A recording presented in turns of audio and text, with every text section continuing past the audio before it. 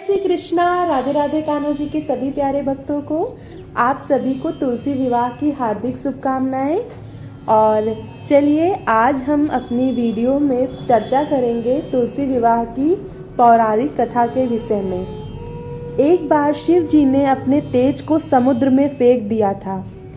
इस बारे में हमने कार्तिक मास की 9वें अध्याय और 10वें अध्याय की कथा में इस चीज़ की चर्चा हम पहले ही कर चुके हैं, पर चलिए कथा प्रारंभ करते हैं। समुद्र में फेंक दिया था, उससे एक महातेजस्वी बालक ने जन्म लिया।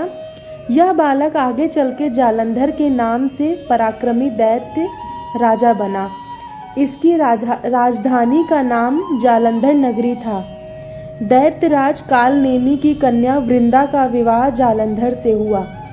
जालंधर महाराक्षस था।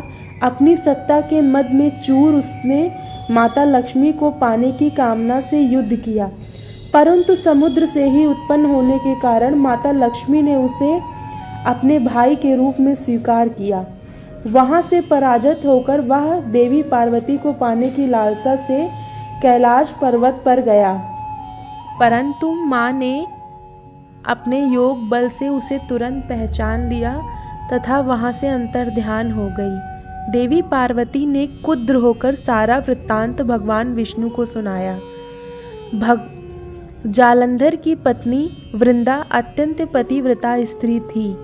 उसी के पतिव्रत धर्म के कारण जालंधर ना तो मारा जाता था और ना ही पराजित होता था।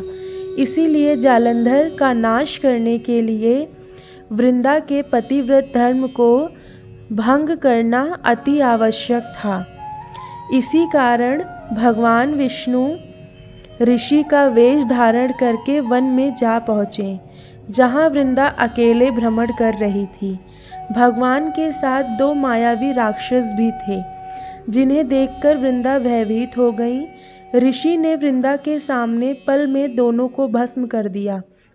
उनकी शक्ति देखकर वृंदा ने कैलाश पर्वत पर महादेव के साथ युद्ध कर रहे अपने पति जालंधर के बारे में पूछा। ऋषि ने अपने माया जाल से 2 वानर प्रकट किए। एक वानर के हाथ में जालंधर का सिर तथा दूसरी वानर के हाथ में धड़। अपने पति की यह दशा देखकर वृंदा मूर्छित होकर गिर पड़ी। होश में आने पर उन्होंने ऋषि रूपी भगवान से प्रार्थना से विनती की कि वह उसके पति को जीवित करें। भगवान ने अपनी माया से पुनः जालंधर का वह सिर धड़ से जोड़ दिया, परंतु स्वयं भी वह उस शरीर में प्रवेश कर गए। वृंदा को इस छल का तनिक भी आभास न हुआ। जालंधर बने भगवान के साथ वृंदा पतिव्रता का व्यवहार करने लगी, जिससे उसका सतीत्व भंग हो गया। ऐसा होते ही वृंदा का पति जालंधर युद्ध में हार गया।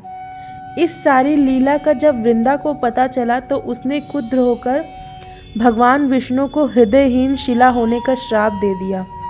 अपने भक्त के श्राप को भगवान विष्णु ने स्वीकार किया और शालिग्राम पत्थर बन गए। सृष्टि के पालनकर्ता के पत्थर बन जाने से ब्रह्मांड में असंतुलन की स्थिति हो गई। यह देखकर सभी देवी देवताओं ने वृंदा से प्रार्थना की कि वह भगवान विष्णु को श्राप मुक्त कर दें। वृंदा ने भगवान विष्णु को श्राप मुक्त कर स्वयं आत्मदाह कर लिया। जहाँ वृंदा भस्म हुई वहाँ तुलसी का पौधा उगा। भगवान विष्णु ने वृंदा से कहा, हे वृंदा, तुम अपने सतीत्व के कारण मुझे लक्ष्मी से भी अधिक प्रिय हो गई हो। अब तुम तुलसी के रूप में सदा मेरे साथ रहोगी। तब से हर साल कार्तिक के महीने में देवउठनी एकादशी का दिन तुलसी विवाह के रूप में मनाया जाता है। जो मनुष्य भी मेरे शालिग्राम रूप के साथ तुलसी का विवाह करेंगे, उसे इस लोक और परलोक में विपुल यश प्राप्त होगा। उसी दैत्य जालंधर की यह भूमिका नाम से विख्यात है। सती वृंदा का मंदिर मोहल्ला कोट किशनचंद में स्थित है।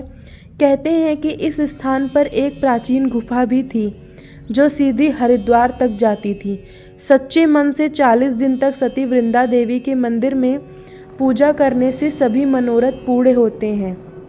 जिस भी होती है वहाँ यम के दूत असमय नहीं जा सकते हैं। मृत्यु के समय जिसके प्राण मंजरी सहित तुलसी और गंगा जल मुख में रखकर निकल जाते हैं, वह पापों से मुक्त होकर वैकुंठ धाम में को प्राप्त होते हैं। जो मनुष्य तुलसी व आंवले की छाया में अपने पितरों का श्राद्ध करता है, उसके पितर मोक्ष को प्राप्त करते हैं। तो प्यारे भक्तों, ये थी तुलसी विवाह की पौराणिक व्रत कथा। मैं आशा करती हूँ आप सभी को पसंद आई होगी और आप सभी ऐसी ही कथाओं का आनंद लेने के लिए हमारे चैनल लाडला कन्हैया से जुड़े रहें। जय श्री कृष्णा, राधे राधे।